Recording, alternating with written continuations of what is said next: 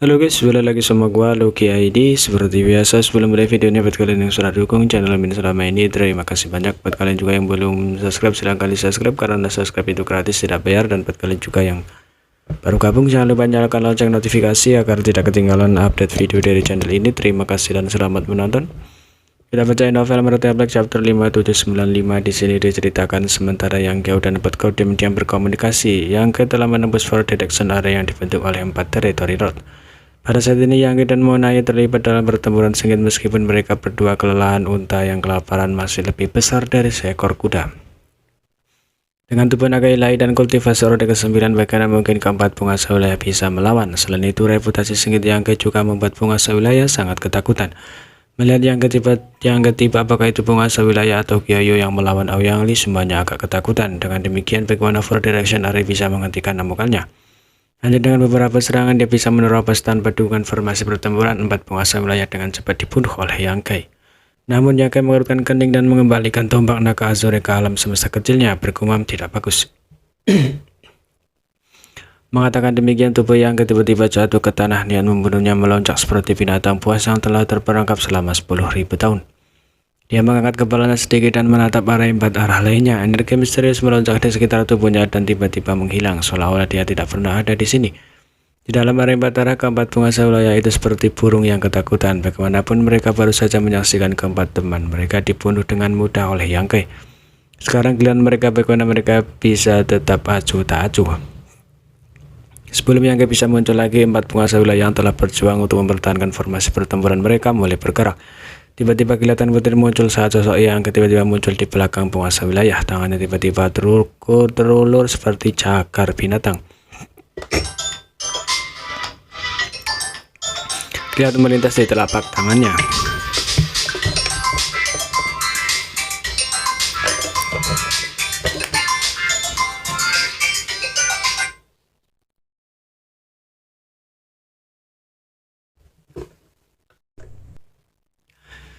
Yang Ge tertawa itu seperti itu. Mata Aoyang Li menyipit dan tiba-tiba menyadari sesuatu. Di selain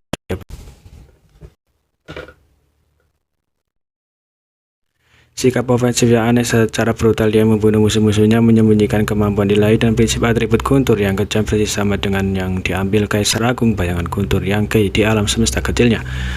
Petko juga terkejut melampaui kata-kata Mas manusia lainnya yang melihat dengan adegan ini juga bingung apa yang terjadi. Bagaimana Yang Ge tiba-tiba menjadi Kaisar Agung bayangan Guntur? Apakah dia dirasuki oleh Kaisar Agung bayangan Guntur? Namun mereka juga akhirnya mengerti mengapa Yang Ge gagal membunuh Monaya. Memang di hadapan kemampuan ruang melarikan diri tidak ada artinya, tetapi bagaimana jika Kaisar Agung bayangan Guntur telah merebut tubuh Yang Ge? Itu tidak mahir dalam prinsip ruang, jadi jika Monaya ingin melarikan diri itu mungkin tidak berdaya. Di tengah keterkejutan semua orang, bayangan Guntur yang telah menduduki tubuh Yang Ge telah membunuh 4 penguasa wilayah seperti memotong sayuran. Pada saat ini ia sekali lagi menyembunyikan dirinya dalam kehampaan. Dan dengan fondasi Open Heaven Orde ke-9, penyembunyiannya menjadi lebih misterius dan tidak dapat diprediksi. Bahkan Aoyang Li tidak bisa mendeteksi banyak hal. Kyoyo bahkan lebih tertekan. Awalnya dia terluka parah oleh serangan diam-diam Yang Ge dan bukan tandingan Aoyang Li. Satu-satunya alasan dia bisa bertahan sampai sekarang adalah semua berkat 8 penguasa wilayah yang telah membentuk formasi pertempuran untuk membantunya. Sekarang ke-8 penguasa wilayah telah dibunuh oleh Yang Ge. Jika bukan karena Aoyang Li memiliki keraguan, dia pasti akan dirugikan. Selain itu, dengan musuh yang kuat seperti Yang Ge mengintai di dekatnya, siap menyerang kapan saja hati Kyoyo dan tenggorokannya, bahkan jika dia dalam keadaan siaga penuh. Dia tidak merasa aman sama sekali. Thunder Shadow kemana pergi Yang Ge? Aoyang Li mengertakkan giginya dan berteriak, tidak menurunkan kewaspadaannya hanya karena bayangan petir telah membunuh 8 penguasa wilayah. Dia tahu bahwa seni normalisasi 3 bagian adalah kunci terobosan Yang Ge ke Orde ke-9. Tapi sekarang tampaknya ada yang salah dengan seni normalisasi 3 bagian ini. Menyebabkan bayangan Guntur menempati tubuh Yang Ge. Tentu saja Thunder Shadow juga salah satu klan Yang Ge, tapi dia bukan Yang Ge jika Aoyang Li harus bertanya.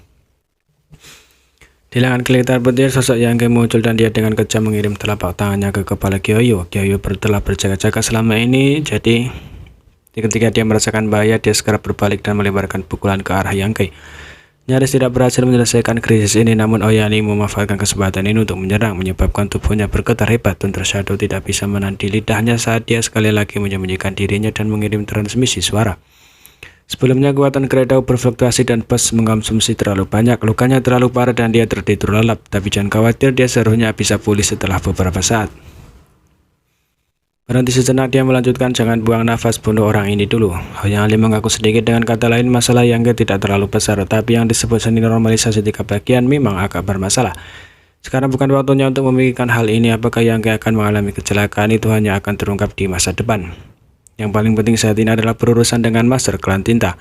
Segera dia memusatkan perhatiannya dan menyerang. Dengan dia menciptakan peluang untuk menekan Kyoyu, serangan menyelinap Thunder Shadow menjadi lebih mudah. Setiap kali Kyoyu lengah, Thunder Shadow tiba-tiba muncul dan melancarkan serangan sengit, menyebabkan Kyoyu menderita kesakitan yang luar biasa dan luka-lukanya berangsur-angsur memburuk. Awalnya dia bukan lawan Aoyang Ali karena lukanya yang parah, dan dengan seorang ahli seperti itu, Thunder Shadow bersembunyi di kegelapan, menunggu kesempatan untuk menyerang dan menahan sebagian besar perhatiannya. Akan sulit baginya untuk bertahan hidup kali ini.